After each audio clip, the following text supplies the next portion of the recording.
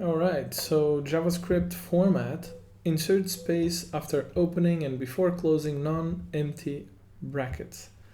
I love these names. So what is this thing? It pertains to inserting or not space after the square brackets, right? Or around it. So if it's set to false, you're not going to have those spaces. If you set it to true, you will, like so, right? You have spaces immediately after the opening one and immediately before the closing one.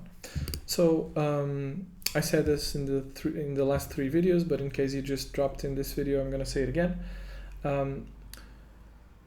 The decision criteria here should be to optimize for developer performance, and having spaces around square brackets makes the code more readable, which makes you read faster, which makes you develop faster, and you don't actually need to write those spaces.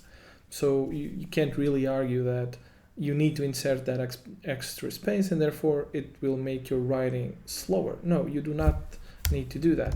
So if you have some kind of variable and you insert some string, when you save it, it's gonna string, there we go.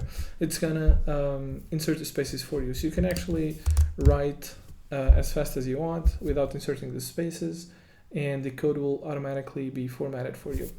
For that reason, I'm gonna go with setting this setting true on this setting.